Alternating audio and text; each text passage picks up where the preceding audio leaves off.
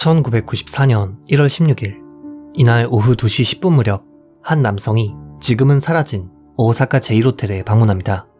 당시 체크인 절차를 진행한 직원에 따르면 이 남성은 평범한 회사원으로 보였고 예약을 하지 않은 상태였다고 하는데요. 그는 숙박부에 이름과 주소를 기입한 후 현장에서 1박 결제를 마친 뒤 열쇠를 받아 23층에 위치한 방으로 향했습니다. 그리고 다음날 낮 12시 무렵 어째서인지 체크아웃 시간이 지났음에도 이 남성은 방에서 나오지 않았는데요. 이상하게 생각한 직원은 실내를 확인하기 위해 마스터키로 문을 열고 들어갔습니다. 그리고 직원의 눈에 들어온 것은 사망한 여성의 시신이었죠. 놀란 직원은 즉시 경찰에 신고를 했고 경찰은 즉시 수사본부를 설치, 범인을 쫓기 시작했습니다.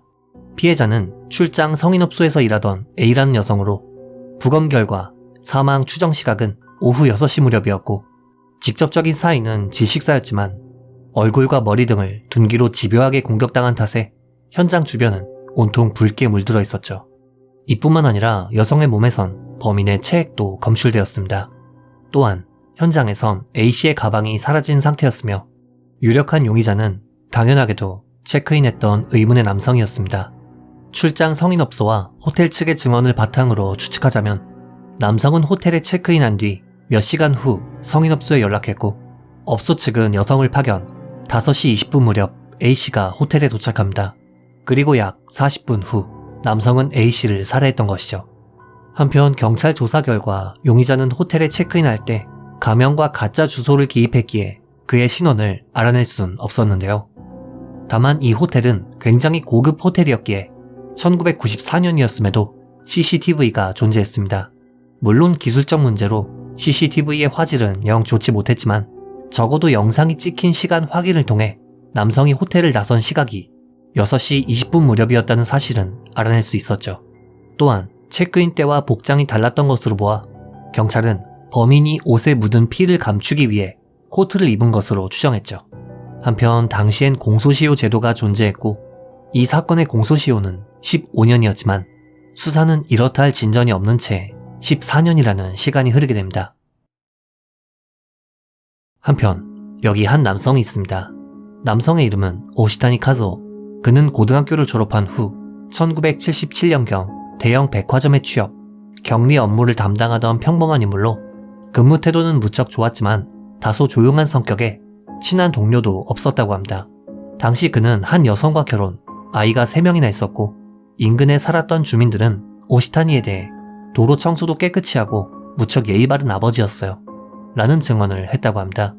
하지만 이런 행복한 가족에 큰 비극이 찾아옵니다. 1995년 9월 오시타니의 아내가 병으로 사망하게 된 것이죠. 이후 오시타니는 홀몸으로 아이 3명을 키우게 되었는데요.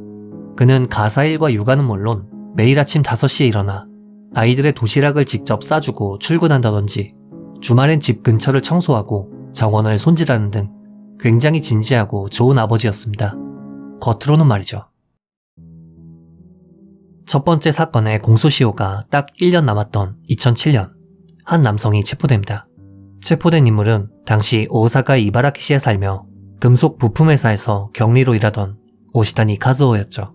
다만 그가 체포된 이유는 중범죄가 아닌 폐기물 처리법 위반으로 속옷이나 스타킹 등을 다른 집 마당의 나무나 자전거 등에 묶었다가 주민의 신고로 체포되었던 것이죠. 조사 결과 오시타니는 아내가 병으로 사망한 이후 육아로 엄청난 스트레스를 받았다고 합니다. 나만 왜 이런 꼴을 당해야 하나, 세상이 밉다 라고 생각한 그는 이 스트레스를 해소하기 위해 여성용 속옷을 사유지의 나무에 묶거나 성인용 잡지를 남의 집 정원에 버리는 등 이해할 수 없는 행동을 반복했습니다. 경찰이 그에게 왜 이런 행위를 했는지 묻자 그는 속옷을 발견하고 놀란 얼굴을 상상하면 흥분되거든요 라는 말을 했다고 합니다. 도저히 제 상식으로는 이해가 가지 않네요. 이후 수사 과정에서 그의 다른 여주애들과 함께 변태적인 취향이 밝혀지는데요. 먼저 그는 여장을 한 다음 다른 사람 집에 침입했다 도망친 적도 있었고 자택에선 총 200개 이상의 여성용, 아동용 속옷이 발견되었다고 합니다. 그동안 그는 총 180회에 걸쳐 속옷을 버려왔으며 그가 버려온 이 모든 속옷들은 전부 자기가 착용했던 물건으로 오물이 묻어있는 경우도 빈번했다고 합니다. 게다가 이뿐만 아니라 늘 아동용 팬티를 입고 출근하는 등 정말 진짜 이상한 인간이었죠. 그동안 제가 여러 이상한 인간들을 다뤄왔지만 진짜 손에 꼽을 정도로 이해가 안 가네요. 아무튼 여기까지만 보면 그냥 정신나간 변태이긴 합니다만 사실 그의 여죄는 이뿐만이 아니었습니다. 그는 1977년에서 2001년에 걸쳐 백화점의 자금 2억엔을 횡령, 주식에 투자했다가 걸린 적이 있었습니다.